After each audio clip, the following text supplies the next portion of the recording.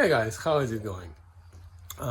Lately I've been receiving emails and messages on Facebook and comments on YouTube. People are asking about the progress of this car or that car, and I realized that maybe because I'm posting videos about multiple projects at the same time, people are getting confused. So maybe it's time for an update. I haven't done one in a long time and I didn't think it was needed, but maybe it is a good idea to do just a little bit of Rusty Beauties update, at least the ones that are in process, and we can talk a little bit about the other ones as well, the ones that are waiting and the ones that are ready maybe. So without further ado, let's start with the first one.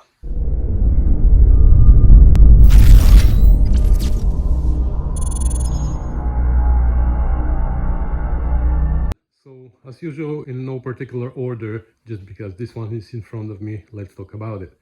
This is the 1966 GT6.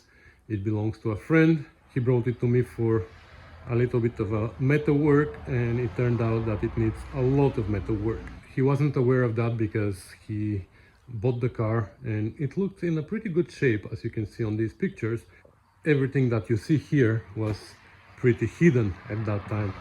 So anyways, he got the car almost sight unseen, and then he brought it to me for little repairs, and it turned out that it needs a lot of work. You may have seen few videos already about it where I strip it a little bit so we can figure out what parts we need to order, and we ordered them and they are in this big box. They arrived because that car came here a few months ago, and meanwhile I broke my leg. I couldn't do much metal work with cast on my leg, so I took another project, the 75 TR6, we're gonna talk about it later, which required a little bit of engine work and just a little bit of stuff, which again turned into a big project, but that one is done. So finally now we can focus on this mostly. What have I done so far? I stripped everywhere where I can possibly think that there's rods.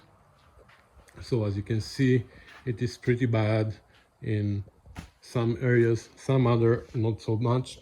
For example, the seals are in good shape because they've been replaced, but when they were replaced they were riveted there, which is not the right thing to do, but it is actually a good news for me because it's going to be easy to remove them and position them properly because they are not positioned well.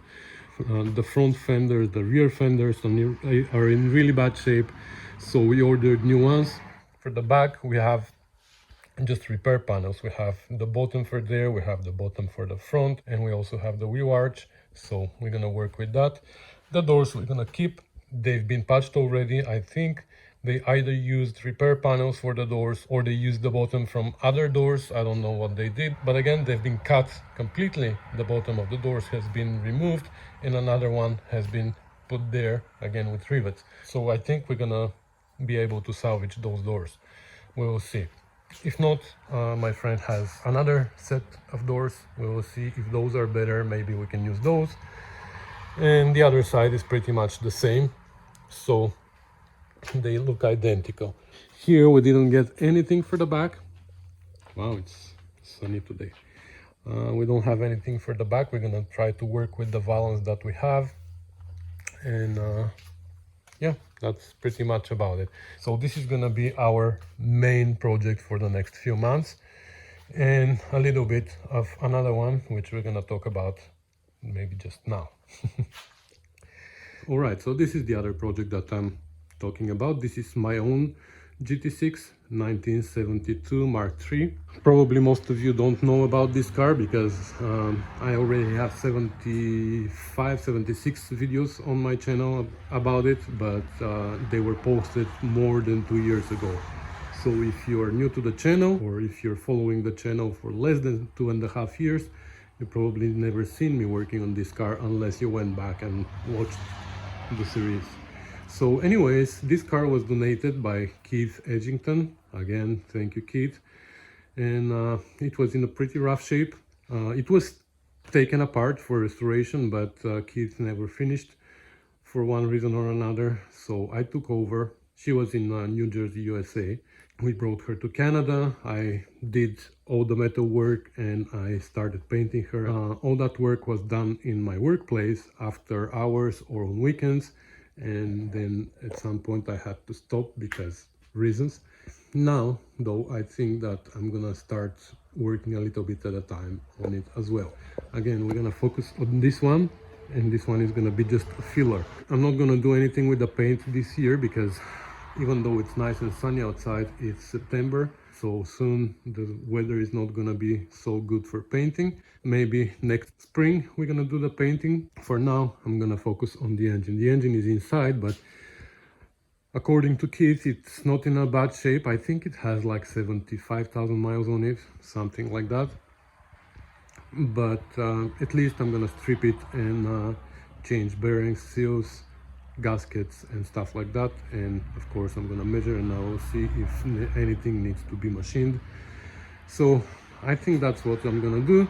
I'm gonna use this engine as a training course for my son. He's interested in the work that I do, so maybe we're gonna do the rebuild of the engine together with him. He's not with me all the time, he's with me every other week, so probably we're gonna work on it only when my son is here, maybe an hour or two at a time. So it's not gonna be a really fast project, but at least we're gonna make progress. And then, like I said, when the springtime comes, maybe we will paint it and we're gonna start assembling because the suspension is done. There's a little bit with the rear suspension that I have to finish. I have to take out the diff again and change seals and maybe bearings, we will see. But in general, everything else is pretty much complete other than the paint and the engine. So that's gonna happen with her in the next few months. All the parts are there in containers behind her, nicely packed, and she's tucked in the corner so we can have more room for this baby because, like I said, this is gonna be the focus of our work in the next few months. So another project that I just finished was the 1975 TR6, the Java Green. You've probably seen the series. Actually, I haven't finished uploading them, so you haven't seen them all, of course. But that belongs to a friend, and he was given this car. Actually, somebody gave it to him, and then before that it was sitting for 30 years in a heated garage, so it wasn't in a bad shape, it was just sitting for a long time. So once he got it, he took it to a shop so they can start it and make it drivable for him. And they did some work on it. They did the brakes, they did start the engine. Actually, they made it run, but it was running pretty rough. They changed tires for him, they painted his bumpers and stuff like that, but he wasn't happy with how the engine was running, so that's why he brought it to me.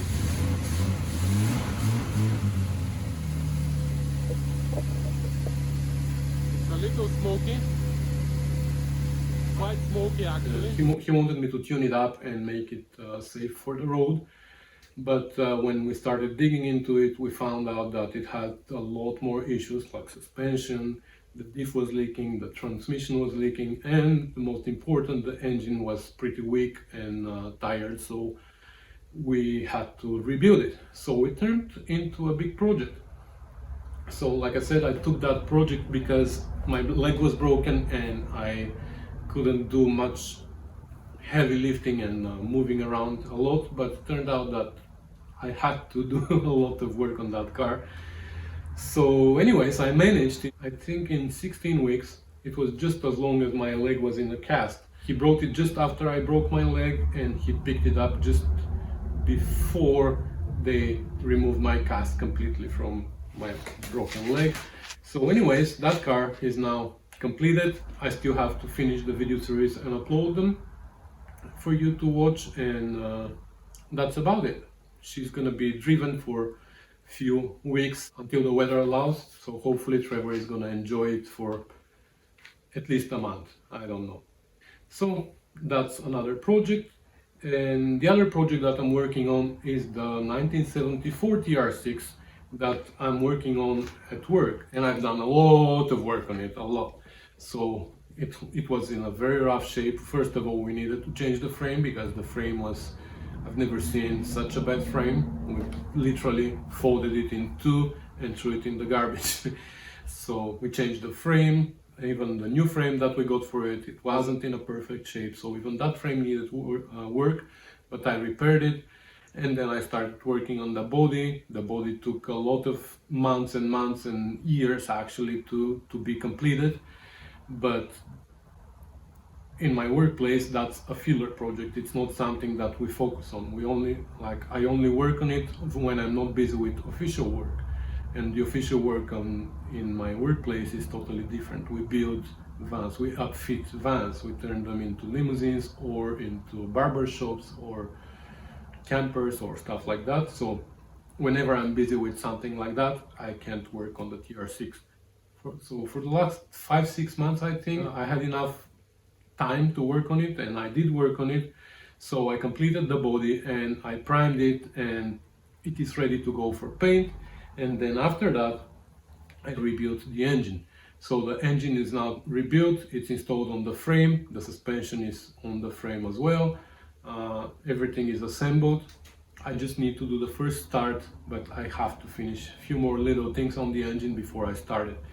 Unfortunately, or fortunately, we are busy right now with another project at work, so I can't work on the TR6, so that project is on hold for indefinite time again, till I'm not busy again.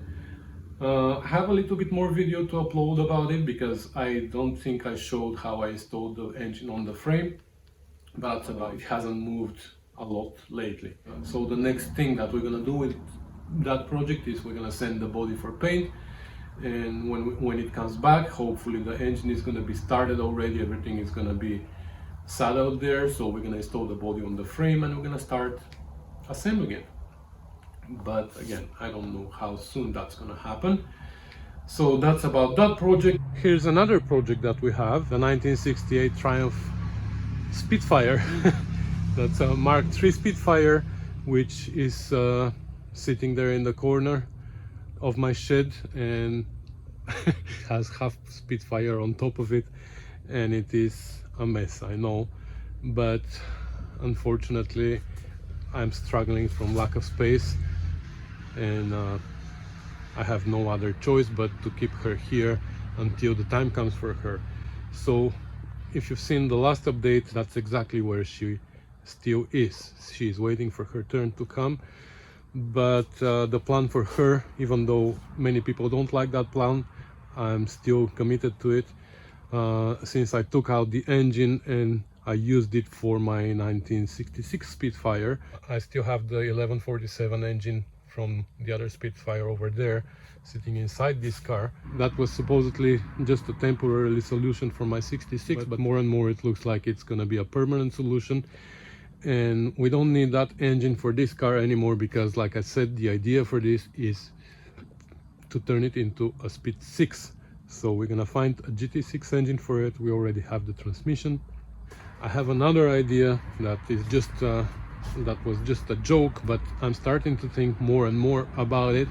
What if I cut this body and the frame, of course, and stretch it and turn it into a 4-seater? I think that's a good idea as well. Maybe I will do that one day. And since it's going to be a Spit 6 with a bigger engine, this frame will need to be reinforced, because otherwise it might twist on me with so much torque from a much bigger engine than what it is designed for. So maybe we're gonna do that. Maybe we're gonna cut and stretch it, reinforce the frame, put the bigger engine. It's gonna be a fun project. I know people are gonna judge me about that, but you know what, it's my car, and I think that's a good idea about it. So we will see. That project is gonna wait. All these ideas still need to be finalized, and I have a lot of time for that. So that's about it. This here is, I have to cover it. I don't know why it is uncovered, but that's Chef Tash TR4. So it's not my project, I'm just storing it. It's a 1964 TR4, I believe, and that belongs to Chef Tash. And the last project that I haven't spoken about is the 1961, I believe it was, or 1960 TR3. Oh my god, I forgot what year it was. Anyways, that's a car that we picked up from Windsor, Ontario, and it's been in storage for many years. Somebody bought it from the States, they brought it to Canada, they were gonna restore it, but they never got to it. So it sat for a while in their garage, and then they decided to sell the whole project. So we bought it, and it's a rolling chassis, and it has lots of parts that are in containers. So that project is just being stored for now, and it's gonna be in the process after the 74 TR6 is finished, and not much about it, it's just sitting. In another tent I have my 1966 Spitfire that I restored a long time ago. I don't even remember, I think in 2016 it was finished. So I've been using her for my daily driver, actually, for all the summers so far, except this last summer of 2021, because I broke my leg and I wasn't able to drive her a lot because it was my left leg and it was hard to use the clutch. I still drove her a little bit, but not as much as I would have liked to. So she's still in a pretty good shape. She drives fantastic. There are a few issues that I'm not gonna show with the body, with the paint, but other than that, she's pretty good. 2 years ago, I think somebody hit me here in the front. I mean, somebody backed up on the parking lot in the parking garage where I used to live, and they damaged my bonnet. So I had to take her for repainting. The insurance company covered everything, so the whole bonnet has been repainted. Here maybe I'm gonna have a little bit more driving with her this year, because it's still nice around, it still feels good, but I'm sure that the nice days are almost over, and soon it's gonna be rainy and foggy and snowy and whatever. So that's about her. She's just sitting here waiting to be driven. So all these projects have their own playlists on my channel, and if you want to see all the videos about certain projects, so on YouTube you can go search for Rusty Beauties, obviously, and you can click on my channel's name, and that's gonna open the main page of my channel. I'm gonna pause this, and here you can see my latest uploads. You can see the playlist about the 73 TR6. I don't know why I pinned it. And there's the created playlists underneath. You can scroll through them, but also what you can do is you can click on playlists right here, and that's going to show you all the playlists of my channel. So there's playlists for each and every project that I worked on, like it shows the latest ones first, I guess. So the 75 TR6, the 66 GT6, the transmission repair that I've done lately for a GT6 transmission, my Jeep videos, the TR3, and all of them. So, and I'm showing you this because someone asked me today if there's more progress after episode 31 on the 74 TR6. Well, the 74 TR6 has already how many? That's part 1. It has 71 episodes. So yeah, this is where you can find all the playlists about all the separate projects. So anyways, don't forget also to click the subscribe button. I don't have it here because I can't subscribe to myself, but you can, and I will really appreciate it. So that's it. That's my update on all the projects. I believe I covered everything. If I didn't, you can ask questions and I will try to answer them all at the bottom of this video. Talking about questions, I just want to mention that I receive a lot of questions by email and on Facebook Messenger and everywhere. And guys, believe me, I'm really happy in the first place that you trust me and you want my opinion on your own projects. And I'm more than happy to answer everybody, but believe me, it's a lot of work, a lot of questions, and I don't have so much time. So I apologize if I haven't responded to your email, but you have to trust me, there are a lot of emails and questions that I get asked, and I just can't find time, because between working on all these projects, filming them, editing videos and uploading, and of course I have a family with 4 kids and a full-time job. So it is pretty busy here in the Rusty Beauties shop. So I apologize again. I'm trying to respond to all the comments, the ones that don't require an answer. I just give them a like or a heart, so you know that I read your comment, and I appreciate all these comments. And I try to respond at least to that on YouTube. But again, if I didn't answer your comment, I apologize, but you must be sure that I read it. I read all the comments and I try to respond to all of them. So anyways, that's it for now, guys. Thanks for your input all the time, for your comments, for your help, for your support and everything. So I really appreciate it. Thank you so much, guys. Bye.